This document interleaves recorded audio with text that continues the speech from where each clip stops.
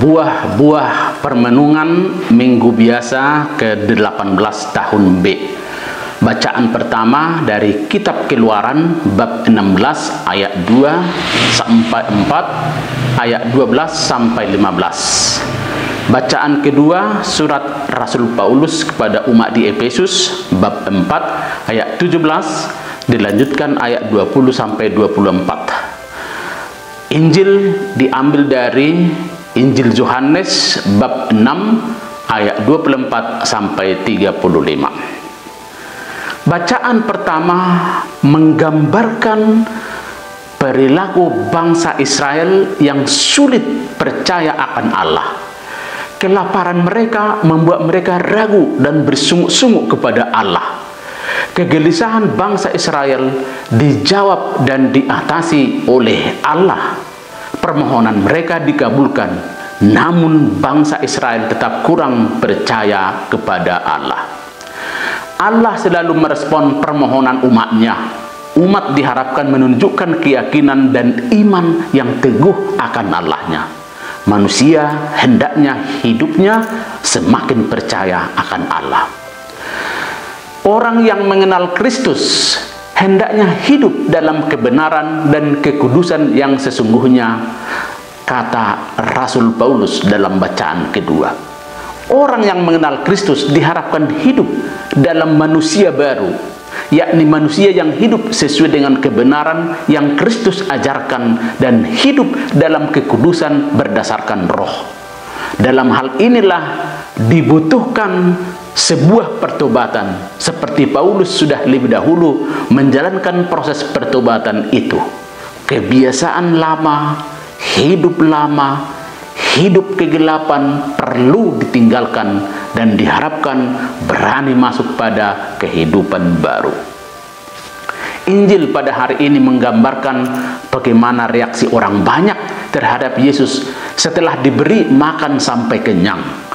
Perbuatan Yesus memberikan 5.000 orang makan ternyata bukan hanya membuat orang itu kenyang dan puas, tetapi peristiwa itu membuat orang banyak menjadi percaya dan rindu akan Yesus. Orang banyak naik perahu adalah gambaran sebuah usaha yang luar biasa. Ada usaha mereka mencari Yesus sampai naik perahu, dan juga pencarian Yesus itu sampai di tempat yang jauh, di tempat lain. Satu ide yang bisa dikembangkan melalui bacaan-bacaan Minggu ke-18 ini adalah semakin percaya akan Allah, semakin terkabulkan harapan kita.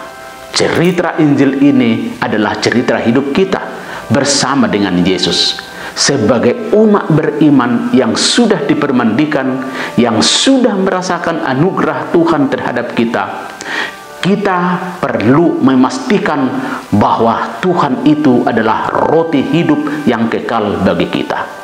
Seperti orang banyak yang telah kenyang, yang diceritakan dalam Injil minggu yang lalu, kita juga sudah kenyang dari Tuhan dengan berbagai pengalaman hidup kita. Kita perlu mencari Tuhan setiap saat. Usaha kita sungguh amat berharga di mata Tuhan. Usaha kita untuk mencari Tuhan sebagai umat beriman amat baik menjadikan Tuhan itu ada di dalam diri kita. Sejatinya kita berusaha membuat Tuhan itu menjadi amat penting bagi hidup kita. Kita mesti mencarinya lewat bacaan kitab suci, lewat Ekaristi Kudus.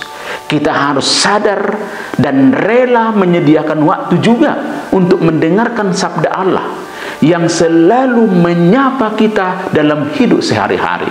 Hidup kita di dunia ini terbatas waktunya. Kita harus mempersiapkan diri untuk hidup yang kekal. Selain roti duniawi, kita juga membuat dan membutuhkan roti surgawi. Kita percaya kepada Allah bahwa Allah akan menjawab segala permohonan kita. Allah akan memberikan jawaban yang terang bagi kita. Dan Yesus akan memberikan pencerahan kepada kita. Yesus akan meluruskan motivasi kita. Yesus akan memberikan solusi-solusi yang kita hadapi setiap saat. Moga-moga kita semakin mengenal Yesus dan semakin mencarinya kapan dan dimanapun kita berada. Tuhan memberkati.